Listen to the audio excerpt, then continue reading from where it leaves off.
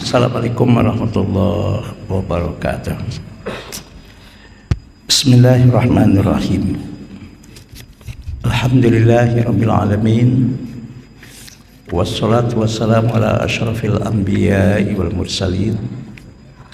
Sayyidina wa habibina wa maulana Muhammadin wa ala alihi wa sahbihi ajma'in.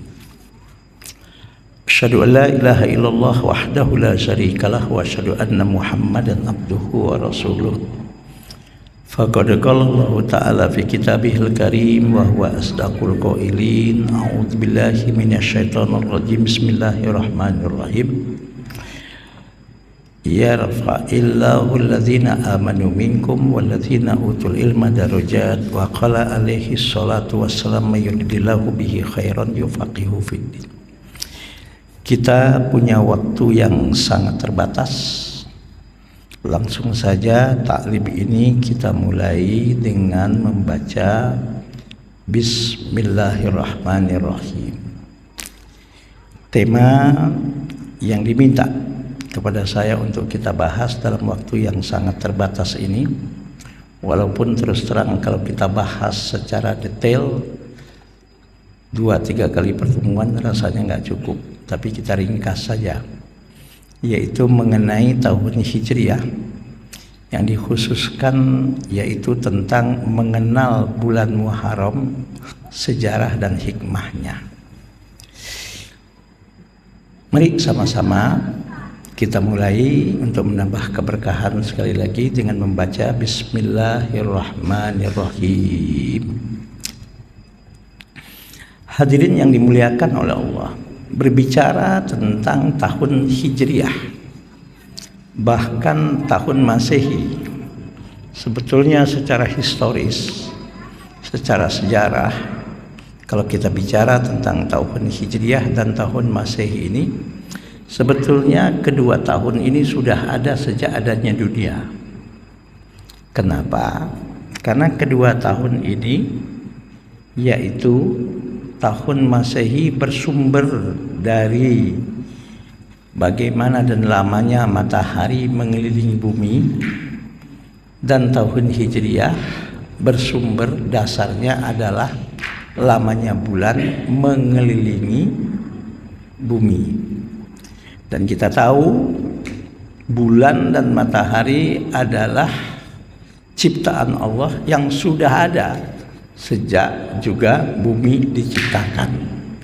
Jadi kalau kita bicara sejarah awal tentang tahun Hijriah, tahun Masehi ini sebetulnya adalah hal yang sudah ada sejak adanya langit dan bumi dan sudah adanya matahari dan bulan. Itu yang pertama. Hanya dalam kehidupan manusia banyak dikenal hitungan tahun itu, ya, misalnya orang Cina mengenal tahun baru Cina. Kalau di kita, kalau tiap tahun barunya, kalau mereka biasa mengucapkan kalau tahun baru Cina itu dengan ucapan misalnya Gong Xi Fa Cai dan sebagainya. Dan juga kita kenal tahun Saka yang digunakan oleh masyarakat Jawa kuno. Nah, kita tak mengurusin tahun itu. Bahkan orang Buddha pun katanya punya tahun dan sebagainya. Orang Hindu pun katanya punya tahun. Kita enggak membahas itu, tapi yang kita bahas adalah fokus kepada tahun Hijriah dan khusus lagi sejarah bulan Muharram dan apa hikmah yang kita bisa ambil dari masuknya awal tahun Hijriah, yaitu bulan Muharram ini. Usikum wa nafsi wa iyaya bitaqwallah. Tahun Hijriah dan tahun Masehi itu istilah ini di zaman Rasul, khususnya tahun Hijriah. Itu istilah tahun Hijriah belum ada. Bahkan subhanallah, kalau istilah tahun Masehi malah sudah ada.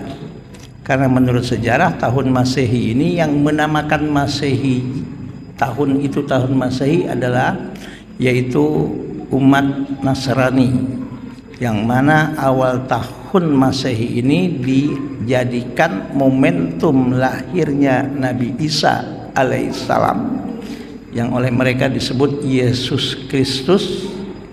Itu hari lahirnya, waktu kelahirannya dijadikan menjadi tahun 1 Masehi. Nah, di zaman Rasulullah Shallallahu Alaihi Wasallam istilah tahun Hijriah ini belum ada. Ya, secara sejarahnya belum ada. Bahkan adanya yang namanya istilah tahun Hijriah ini baru di zaman Khalifah Umar bin Khattab radhiyallahu anhu. Ya, baru ada istilah tahun Hijriah. Nah, dulu kalau tahun Masehi ini dikenal dengan istilah tahun Syamsiah. Kalau tahun Hijriah dulu dikenal dengan tahun Qamariyah. Kenapa dikenal dengan tahun Syamsiah? Karena yang namanya tahun Hijriah itu adalah ya peredaran bumi mengelilingi matahari.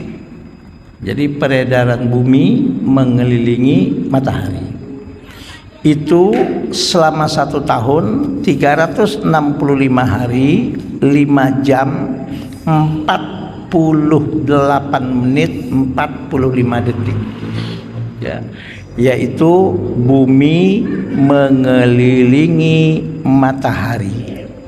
Lahirlah istilah tahun Masehi ya.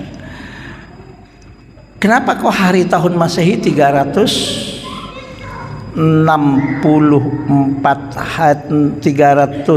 ya 65 hari dan 365 hari dan 366 hari.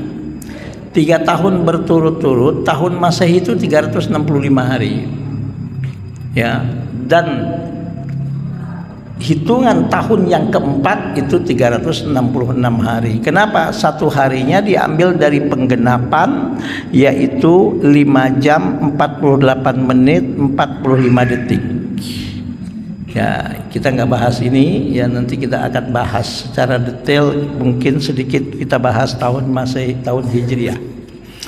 Nah, maka 4 tahun sekali ya, tahun Masehi ini mengalami penambahan hari. 1 hari itu diambil dari penggenapan yang 5 jam 48 menit, yaitu 45 detik tadi. Nah, tahun yang penambahan hari yaitu 366 itu disebut adalah tahun Kabisat. Nah, 1 harinya ditambahkan di bulan Februari menjadi 29 hari. Jadi kalau ada yang lahir tanggal 29 Februari itu ulang tahunnya 4 tahun sekali. Ya, 4 tahun sekali. Nah, untuk mengetahui hitungan harinya Masehi ini nggak sulit.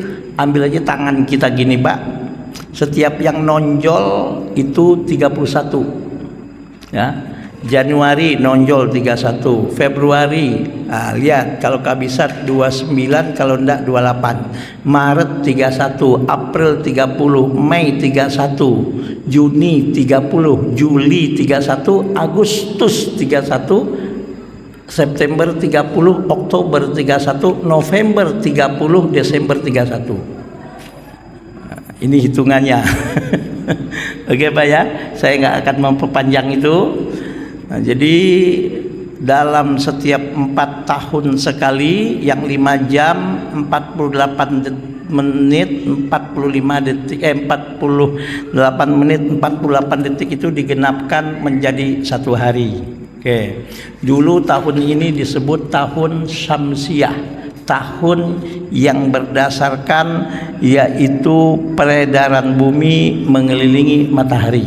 Nah, ada lagi tahun namanya tahun Hijriah, tapi sebelum dikenal di zaman Umar bin Khattab menjadi tahun Hijriah, bahkan di zaman Rasul tahun ini masih dikenal dengan sebutan tahun Qamariyah.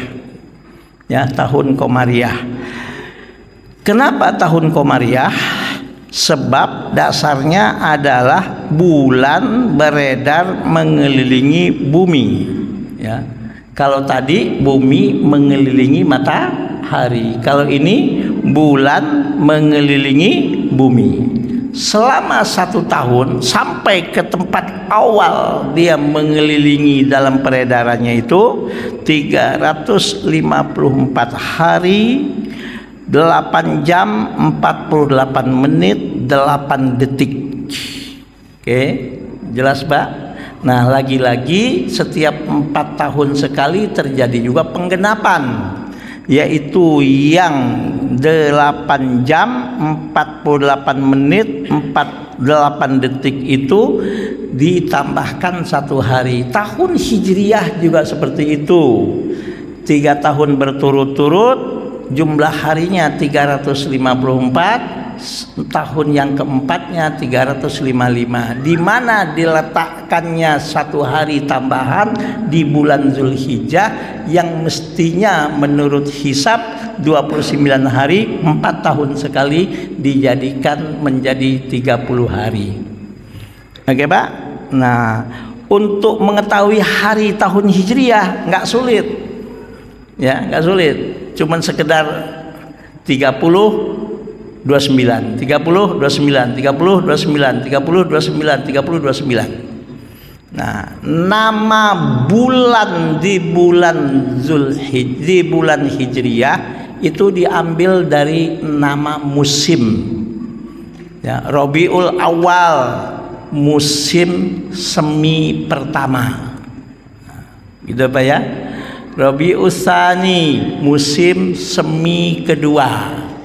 Jumadal Ula, musim, ya, jamat itu kaku, beku Pak, musim dingin pertama, dan sebagainya dan sebagainya. Dan harinya dalam sebulan itu gampang aja Pak. Muharram 30, ya, Muharram Safar 29, Rabiul Awal 30, Rabiul Tsani 29, Jumadal Ula 30, Jumadas Tsani 29, Rajab 30, Sya'ban 29, Ramadan 30, Syawal 29, Zulqa'dah 30, Zulhijjah 29. Kecuali tamanya tahun kabisat 4 tahun sekali, Zulhijjah juga dijadikan 30. Atau ketika bulan Sya'ban berakhir tanggal 29, ya, apakah sudah masuk Ramadan? Nah, Rasul mengatakan sumu li ru'yatihi wa aftiru li ru'yatihi. Berpuasalah kau karena ru'yat, bukan karena hisab, tapi berbukalah engkau juga karena ru'yat.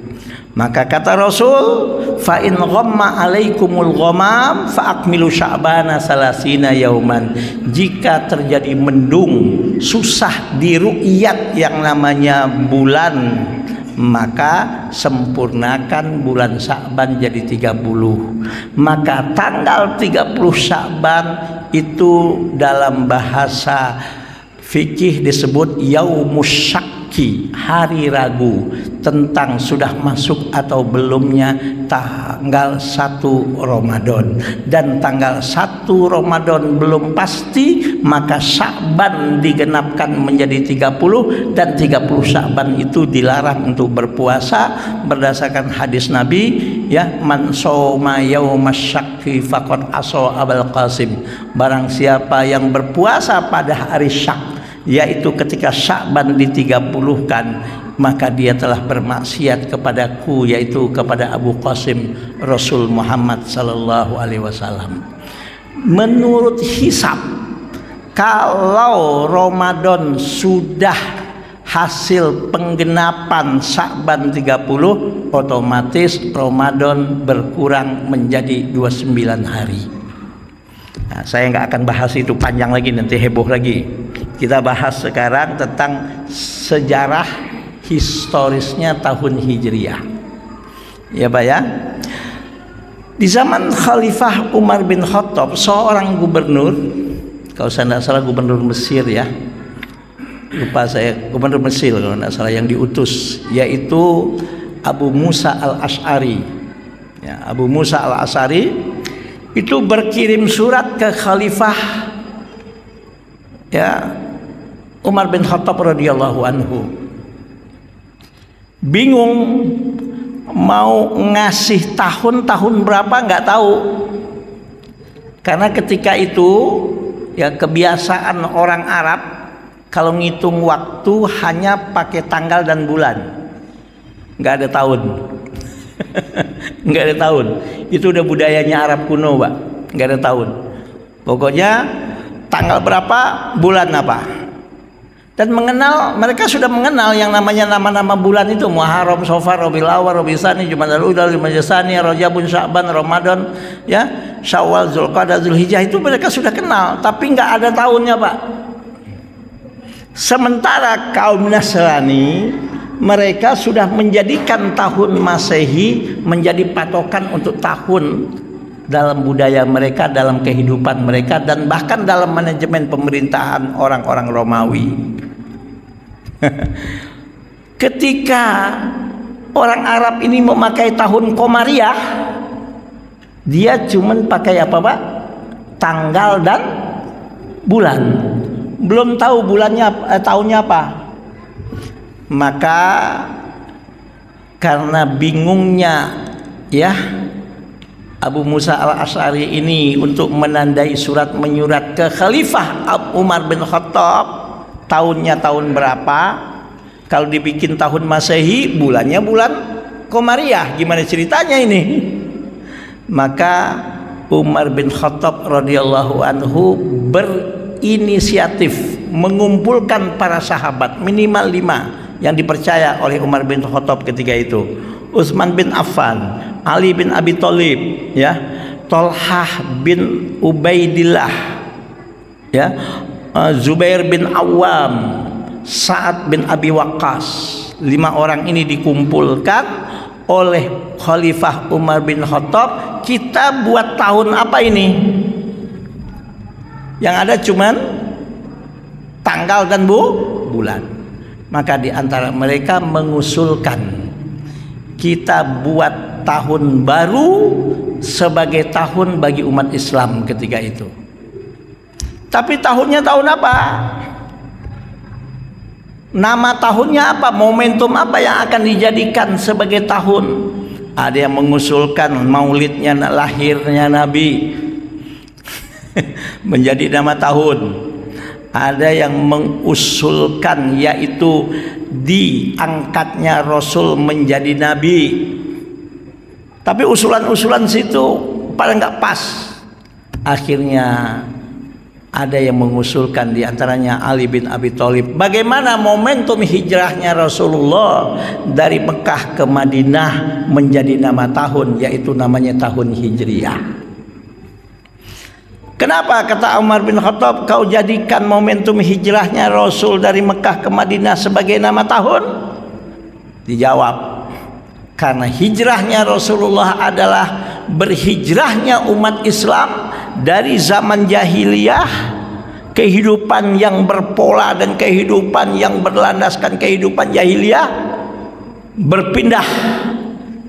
berhijrah kepada zaman dan kehidupan yang mana insya Allah mendapatkan ridhonya Allah, yaitu kepada wahyu yang diwahyukan oleh Allah kepada Rasul Muhammad SAW, yaitu dari masa jahiliyah kepada namanya masa di zaman ketika itu modern, yaitu zaman yang disebut dengan zaman yang insya Allah era yang mendapatkan wahyu dan mendapatkan hidayah dari Allah Subhanahu wa Ta'ala.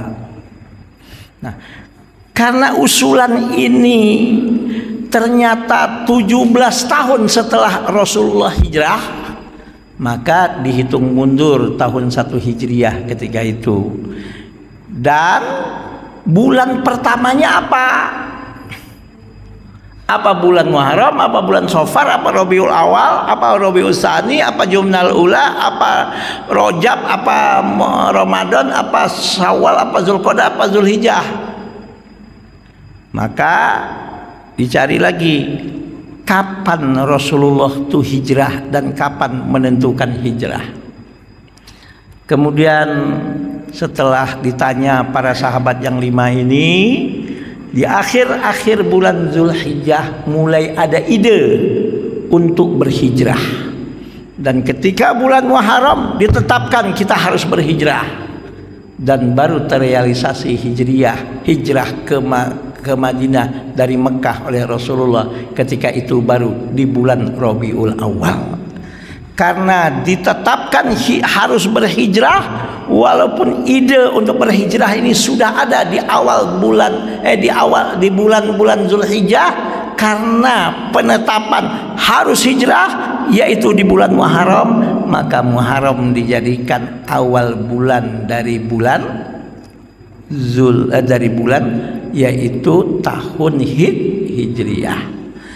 Nah, untuk lebih jelasnya sejarah historis tentang ini, silakan buka kitab Fathul Bari Bisyarhi Sahihil Bukhari, yaitu tulisan seorang ulama hadis yang sangat terkenal dan fenomenal, ya, yang mana kitab ini juga cukup dikenal di kalangan akademik muslim, ya, yaitu kitabnya namanya Fathul Bari Bisyarhi Sahihil Bukhari yang ditulis oleh Ibnu Hajar Al-Asqalani. Itu saya tunjukkan literasinya. Oke, untuk mengetahui lebih jelas dan lebih dalam tentang sejarah tahun Hijriyah ini. Nah, dalam catatan saya cari-cari referensi, Pak. Apa aja peristiwa-peristiwa besar pada tahun Hijriyah ini? Ya, ternyata subhanallah banyak sekali, khususnya di bulan Muharram. Ya, peristiwa-peristiwa besar yang terjadi ini termaktub dalam kitab I'anatul Talibin, syarah kitab Fathul Mu'in. Kitab Fathul Mu'in ini kitab fikih yang biasa dipelajari di pesantren-pesantren, termasuk di pondok pesantren Nurul Ilmi. Untuk di kelas aliyah ini kitab fikih, Pak, mazhab Syafi'i. Syarah kitab yang penjelasan secara detail tentang kitab Fathul Mu'in ini, ada nama kitabnya adalah I'anatul Talibin, kitab fikih bermazhab Syafi'i. Nah, di dalam kitab fikih I'anatul Talibin beberapa peristiwa besar di bulan Muharram. Ya, ini saya catat, ya, saya tulis di sini. 1. Diterimanya taubat Nabi Adam alaihissalam setelah diturunkan dari surga. Itu terjadi bulan Muharram. 2. Diangkatnya Nabi Idris alaihissalam ke tempat yang tinggi. 3. Diturunkannya Nabi Nuh alaihissalam dari kapal setelah banjir bandang. 4. Diselamatkannya Nabi Ibrahim alaihissalam dari bakaran apinya Raja Namrud. 5. Diturunkannya kitab Taurat kepada Nabi Musa alaihissalam. Kemudian yang 6, dikeluarkannya Nabi Yusuf alaihissalam dari penjara. Yang 7, disembuhkannya kebutaan Nabi Yakub alaihissalam dari wasilah pakaiannya Nabi Yusuf alaihissalam. Yang 8, disembuhkannya Nabi Ayub alaihissalam dari sakit kulit yang berkepanjangan. Yang 9, dikeluarkannya Nabi Yunus alaihissalam dari perut ikan nun. Yang 10, disibakkannya lautan bagi Bani Israel yang melarikan diri dari kerajaan Raja Fir'aun Mesir yang kejam, dan ketika itu Fir'aun ditenggelamkan oleh Allah Subhanahu wa taala di bulan Muharram. Yang 11, diampuninya Nabi Daud alaihissalam dari kesalahannya. Yang 12, diberinya Nabi Sulaiman atas alaihissalam kekuasaan berupa kerajaan.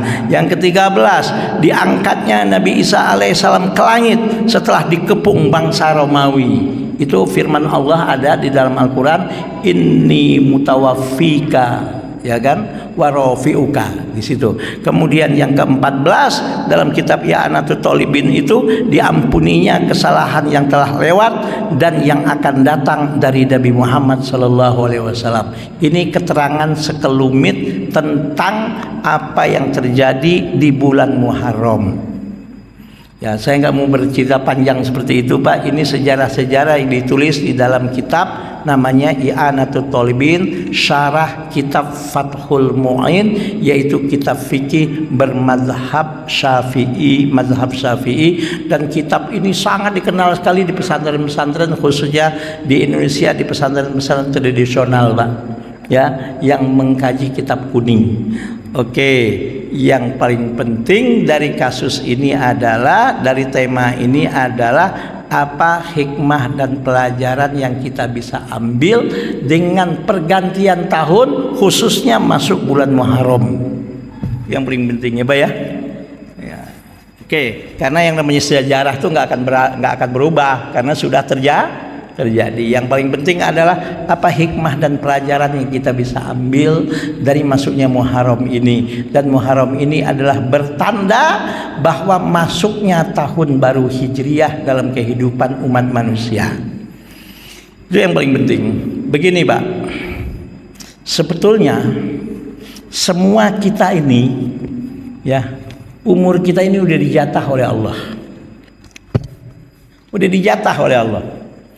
Ya, berapa umur kita jatahnya udah ada masing-masing.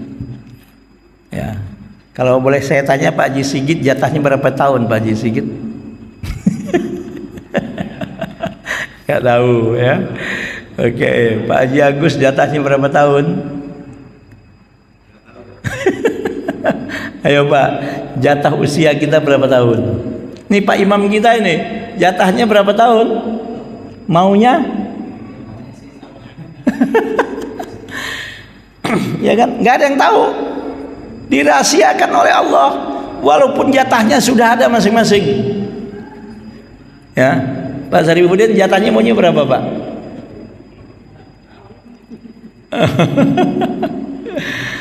Jatah kita udah ada, Pak. Apa dalilnya? Ada hadis sahih yang diriwayatkan oleh Imam Bukhari dan Imam Muslim. Apa kata Rasul? Kalau Rasulullah SAW, ini hadisnya agak panjang, tapi saya baca hadisnya saja, tapi keterangannya ringkes.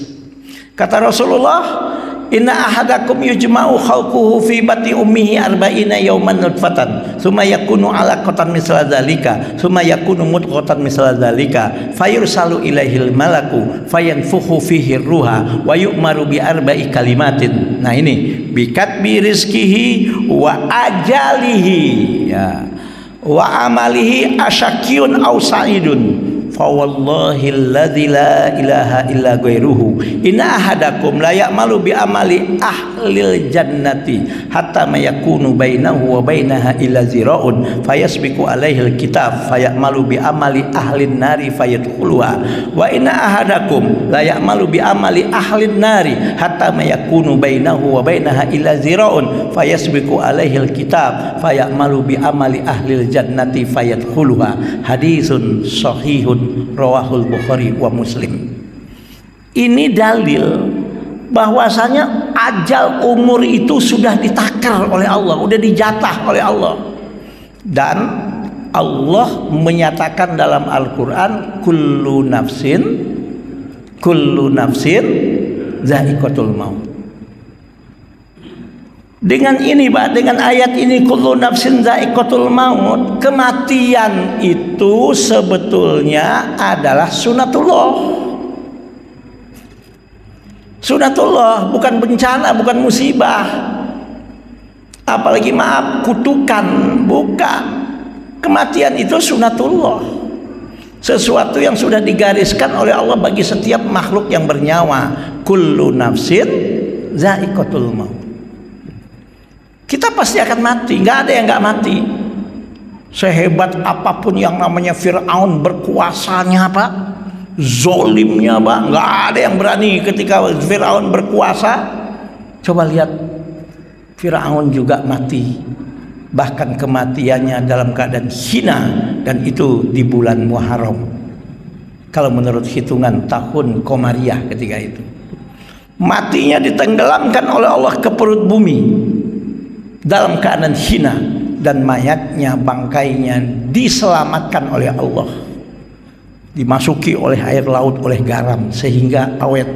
Dan sekarang kalau mau melihat jenazahnya Fir'aun, mayatnya Fir'aun itu masih disimpan, dimumikan di Museum Nasional di Kairo di Mesir. Saya 2 kali sudah ngelihat mayatnya ini ketika masuk ke Museum Nasional di Kairo Mesir itu, Pak. Habis tuh berakhir tuh Fir'aun, kurang berkuasa apa? Maaf ya Pak ya, Korun itu kayanya bukan main. Bahkan kalau menurut hitungan manusia Pak, saking kayanya Korun itu, sampai kapanpun nggak ada orang yang asetnya sehebat dan sebanyak Korun nilainya. Sampai kapanpun katanya. Bahkan katanya Bill Gates kaya, tapi kalau dihitung dengan nilai asetnya Korun itu masih belum ada apa-apanya itu. Menurut hitungan sejarah manusia, Korun pun berakhir, dan berakhirnya pun dalam keadaan hina, ditenggelamkan oleh Allah ke perut bumi dengan harta-hartanya, dengan istana-istananya, dengan pengawal-pengawal setianya. Korun hanya tinggal cerita. Jadi kematian itu sunnatullah. Kapan seseorang mati sudah ditetapkan oleh Allah. Nah, hadis tadi, inna ahadakum yujma'u khalquhu fi batni ummihi arba'ina yawman nutfatan. Sesungguhnya engkau, kata Rasul, semua manusia itu ya dikumpulkan dalam rahim ibunya 40 hari berbentuk apa? Berbentuk apa, Pak? Inna ahadakum yujma'u khalquhu fi batni ummihi arba'ina yauman nutfatan. 40 hari pertama berbentuk nutfah. Nutfah ini adalah persenyawaan antara sperma dan ovum yang sudah menyatu di dalam rahim, yang akan berkembang menjadi nanti namanya alaqah. 40 hari yang kemudiannya. Alaqah itu apa? Yaitu bentuk seperti gumpalan darah, ya, gumpalan darah yang bersifat seperti lintah, menyedot apapun kebutuhannya untuk berkembang. Dari siapa? Dari ibunya. Maka ibu ketika awal hamil itu, ya, subhanallah, subhanallah Pak, itu disedot Pak oleh janin yang masih berbentuk alaqah ini untuk dia berkembang menjadi fase yang ketiga, mudghah, gumpalan daging. Dan itu umurnya juga 40 hari. Untuk lebih jelasnya tentang ini dalam Al-Quran, lihat surat Al-Mu'minun ayat 12 sampai ayat 16. Karena gak cukup kita jelaskan di sini, waktunya terbatas. Surat Al-Mu'minun ayat 12 sampai ayat 16. Dan ini sudah saya cek kepada banyak dokter-dokter kandungan. Subhanallah, ternyata di antara informasi yang saya dapatkan, Pak, di antara informasi yang saya dapatkan, ini baru diketahui secara pasti oleh pihak medis. Proses yang ada dalam Al-Quran dan hadis tentang informasi perkembangan janin, itu pihak medis modern baru bisa mengetahui secara jelas dan clear, valid. Dia bilang baru di abad ke-19, padahal Rasul sudah bicara di abad ke-6. Ini kalau bukan wahyu apa? Tadi pagi saya kebetulan ketemu dengan Profesor Dr. Zubairi Jurban, Profesor Dr. Samsuri Jauzi, orang-orang yang dulu banyak saya mendapat ilmu pengalaman dari beliau, Pak. Ya, dulu saya banyak dulu mendapatkan tentang informasi-informasi untuk meyakinkan saya tentang puasa, tentang apa dari segi aspek medis dari beliau. Karena dulu saya tahun 97, 98, 99 itu menjadi relawan yayasan mereka Pak. Ketika baru tamat dari ini. Oke. Itu tadi juga saya bicara dengan Profesor Zubairi Jurban itu yang kemarin menjadi ketua COVID nasional, Pak ya. Dari IDI. Pak Dokter, saya bilang, izinkan saya sering masih mengambil informasi, menginformasikan informasi-informasi diantaranya tentang puasa, Pak. Ilmu yang saya dapatkan dari Prof, saya bilang. Jadi pihak medis, Pak, baru tahu memastikan tentang perkembangan janin ini baru di abad ke-19. Rasul sudah menginformasikan baik melalui Al-Quran surat Al-Mu'minun ayat 12 sampai ayat 16, dan dalam hadis ini perkembangan janin seperti itu sudah di abad ke-6. Tasat ya bagus. Masih gitu. Rasul itu nggak sekolah loh, nggak kuliah loh. Ini kalau bukan wahyu apa? Ya kan toh? Nah, salah satu yang sudah ditetapkan oleh Allah, yang sudah harga mati ditetapkan oleh Allah kepada makhluknya yang bernama manusia, wa ajalihi, umurnya manusia itu berapa jatahnya sudah Allah tetapkan dan dirahasiakan oleh Allah dan gak diinformasikan oleh Allah kepada makhluknya yang namanya manusia itu. Kenapa? Di antaranya karena Allah mempunyai sifat Ar-Rahman Ar-Rahim, Al-Malikul Quddus, Salamul Muhaiminul Muhaiminul Azizul Jabbar Al-Mutakabbirul Khaliq, sampai akhir misalnya sifat yang 99 itu yang juga sekaligus nama-namanya. Allah itu Ar-Rahman, Maha Pengasih. Allah itu Ar-Rahim, Maha Penyayang. Ayo bayangkan Pak, kalau jatah umur orang sudah diberitahu oleh Allah sejak dia lahir kepada orang tuanya, dan dia juga akhirnya tahu dan diinformasikan oleh orang tuanya umurnya berapa. Apa yang terjadi dalam kehidupan manusia ini Pak? Hidup ini jadi runyem. Betul Pak? Kalau orang tahu kapan dia mati, apalagi kalau dia tahu sebabnya mati, wah lebih ruwet lagi dah Pak. Udah ruwet, jelimet, mumet lagi dah. Orang tahu dia mati akan ketabrak mobil, waduh paranoid itu, nggak berani itu ketemu mobil tuh. Naik mobil pun nggak berani itu. Ngelihat mobil, jangan-jangan mobil ini yang menyebabkan gua mati katanya. Betul kan Pak?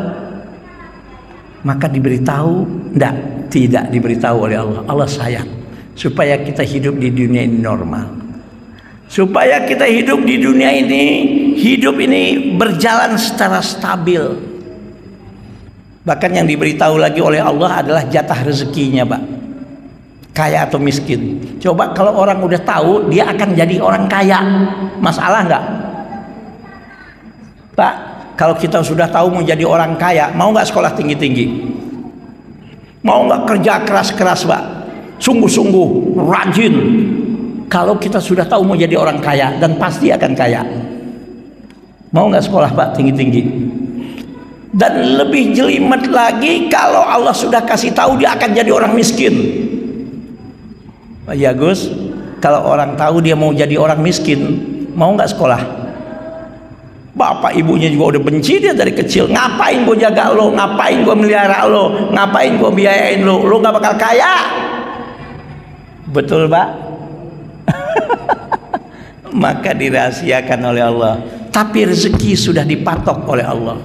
Dalam ilmu tauhid atau teologi dalam Islam ini dinamakan adalah beriman kepada qada dan qadar, kepada takdir. Takdir yang sudah harga mati ini termasuk jatah umur, termasuk jatah rezeki, itu disebut takdir mubrom. Oke Pak? Jelas? Namun Allah kasih kita modal untuk menjemput rezeki itu. Modal apa? Semua anggota badan kita dari ujung rambut ke ujung kaki dijadikan sebagai sarana perantara untuk menjemput rezeki. Maka dalam Islam itu rezeki nggak dicari, dijemput. Oke Pak? Nah, berapa jatahnya itu urusan Allah. Tapi bisa berubah. Kalau masih takdirnya takdir mubrom nggak bisa. Tapi kalau takdir mu'alak, nah takdir mu'alak itu takdir yang masih bisa berubah, tapi yang merubah ada Allah dengan hasil usaha makhluk, diantaranya dengan dia berdoa kepada Allah Subhanahu wa Ta'ala. Nah, umur sudah dijatah oleh Allah, tapi dirahasiakan oleh Allah. Maka dengan bergantinya tahun, masuk bulan Muharram di tahun Hijriah yang bulan pertama, Itu semestinya Pak, kita harus introspeksi diri, harus ngaca kalau kata orang kampung. Di mana ngacanya? Bisa jadi tahun ini tahun terakhir Allah berikan jatah kepada kita. Betul kan Mbak? Innalillah wa inna ilaihi rajiun. Kita ini semua milik Allah. Apa yang bukan milik Allah? Nyawa yang nempel di tubuh kita, yang menyatu di tubuh kita pun milik Allah, bukan milik kita. Maka kalau Allah sudah mau memisahkan itu nyawa, bisa nggak kita berbuat Pak? Bisa nggak malaikat yang ditugaskan oleh Allah untuk memisahkan nyawa dari tubuh kita sogok, bisa nggak Pak? Nggak bisa. Ilmu medis, alat-alat medis, dokter-dokter spesialis itu hanya ikhtiar. Yang mudah-mudahan dengan ikhtiar mereka umur kita masih ada, ya Pak ya. Tapi kalau sudah waktunya, ya Allah, ketika saya terharu ketika Ibu Ainun Habibie meninggal, ketika itu Pak Habibie bercerita tentang kematiannya. Kurang cinta, kurang sayang apa Ibu? Ya, yang namanya Pak Habibie almarhum juga ketika itu dengan Ibu Ainun, tapi cinta dan sayangnya tetap tidak bisa menyetop kematian. Alat medis apa, dokter spesialis apa, dan bagaimana yang sudah dikerahkan di Jerman ketika itu untuk menyembuhkan penyakitnya Ibu Ainun Habibie almarhumah. Tapi tetap canggih bagaimanapun alat medis, paten bagaimanapun obat, hebat dan pakar bagaimanapun dokter, waktu itu Ibu Ainun memang sudah waktunya untuk menghadap kepada Allah. Bahkan sekarang pun Pak Habibie hanya tinggal nama dan tinggal sejarah. Kurang berkuasa apa dan kurang cinta apa keluarga-keluarga, bahkan pendukungnya, bahkan sampai saat ini kepada seorang yang bernama Haji Muhammad Soeharto. Tapi Pak Harto bukan milik siapa-siapa, tapi milik Allah. Kan gitulah Pak ya. Jadi jatah umur kita kapan Pak? Kan gitu toh. Jadi berganti tahun itu bukan nambah umur Pak. Berganti tahun umur kita makin pendek. Berganti tahun umur kita makin berkurang. Berganti tahun, maaf Pak, waktu kita hidup di dunia ini makin habis. Ibarat naik kereta api. Saya dulu sering naik kereta api Pak, dari Jakarta ke Bogor. Itu kereta apa tuh, KRL tuh, sampai hafal saya stasiunnya itu. Jakarta, Jayakarta, setelah itu adalah Sawah Besar, setelah itu Mangga Besar, setelah Mangga Besar Juanda, setelah Juanda ketika itu Gambir, setelah Gambir Gondang Dia, setelah Gondang Dia Cikini, setelah Cikini adalah Manggarai, setelah Manggarai Tebet, setelah Tebet Cawang, setelah Cawang Pasar Minggu Baru, setelah Cawang Kalibata, Duren Kalibata, setelah Duren Kalibata Pasar Minggu Baru, setelah Pasar Minggu Baru Pasar Minggu, setelah itu setelah itu Tanjung Barat, Lenteng Agung, setelah itu UP. Hafal saya dulu itu. Setelah UP apa Pak? Pondok Cina, Depok Baru, Depok Lama adalah Citayam, selesai Bojonggede, habis Bojonggede Celebut, kemudian Bogor. Kan gitulah Pak ya. Kalau naik kereta dari stasiun Jakarta, ganti stasiun, kita mau turun di Bojonggede makin jauh, makin dekat. Makin dekat. Itulah hakikat pergantian tahun. Itulah hakikat datangnya bulan Muharram. Kalau tahun Masehi, itulah hakikat datangnya tahun, yaitu tahun baru, yaitu masuknya bulan Januari. Makanya heran saya nggak mempersoalkan masuknya tahun Masehi, tahun Hijriah. Itu dua-duanya dalam Al-Quran ada kok. Dalilnya silahkan buka Pak. Surat Al-Kahfi ayat 25. Itu adalah dasar adanya tahun Masehi, ada tahun Hijriah dalam Al-Quran. Apa? Walabisu fi kahfihim salasami'atin sinina wazdadu tis'ah. Artinya apa? Ashabul kahfi, saya kebetulan alhamdulillah sudah masuk ke gua Ashabul Kahfi ini di kota Aman di Yordania. Subhanallah, tulang belulang itu masih ada, Pak. Ashabul Kahfi itu ditidurkan oleh Allah berapa tahun? 300 tahun dan tambah 9 tahun. Ternyata menurut ulama-ulama ilmu falak, yaitu ilmu astronomi, apa maksud 300 tahun tambah 9 tahun? Ashabul Kahfi itu ditidurkan oleh Allah di dalam goa. Kalau lama tidurnya dihitung dengan tahun Masehi adalah 300 tahun, dihitung dengan tahun Hijriah 309 tahun. Kalau nggak percaya, hitung sendiri. Tahun Hijriah setahunnya 354, tahun Masehi setahunnya 365. 365 dengan 354 bedanya 11 hari. 11 dikali 300 itu 109.000. Bagi lagi setelah itu, maka menghasilkan 9 tahun. Kalau itulah yang namanya isyarat dalam Al-Quran adanya tahun Masehi dan tahun Hijriah. Jadi dengan masuknya tahun Hijriah 1446, yaitu dimulai dengan bulan Muharram, mestinya ini bahan introspeksi bagi diri kita masing-masing. Bekal apa yang kita sudah siapkan untuk kita menghadap kepada Allah? Apa masih lupa diri? Apa masih suka bermaksiat? Apa masih suka sombong? Apa masih suka hasud? Apa masih suka maaf? Bangga dengan dosa, maksiat dan kezoliman. Tolong sadar diri. Bergantinya tahun di bulan Hijri, di tahun Hijriah masuknya bulan Muharram, itu adalah sebagai bukti jatah hidup kita di dunia makin berkurang. Saya rasa cukup ya. Udah waktunya. Udah selesai. Nah, mudah-mudahan apa yang kita bahas menjadi ilmu yang bermanfaat. Mudah-mudahan diridhoi oleh Allah Subhanahu wa taala, dan mudah-mudahan sisa usia kita mudah-mudahan diridhoi, diberkahi oleh Allah Subhanahu wa taala, sehingga kapanpun dimanapun kita mengakhiri hidup kita, mudah-mudahan kita mati dalam keadaan beriman, meninggal dunia dalam keadaan husnul khotimah. Pengumuman sedikitnya apa ya, Pondok Pesantren Nurul Ilmi insya Allah masih seminggu ini masih membuka pendaftaran santri baru untuk sanawiyah dan aliyah. Kalau ingin tahu bagaimana pondoknya, alhamdulillah di masjid ini jamaah sini ada beberapa alumni. Saya nggak perlu bicara tentang apa itu Nurul Ilmi, lihat aja di Google. Ya, ada di website www.nurulilmibojongkedebogor.com atau di YouTube-nya ada Nurul Ilmi channel, atau tanya kepada para alumninya. Karena apa? Kalau saya ngomong nanti laut siapa yang ngasinin? Nah, gitu. Oke.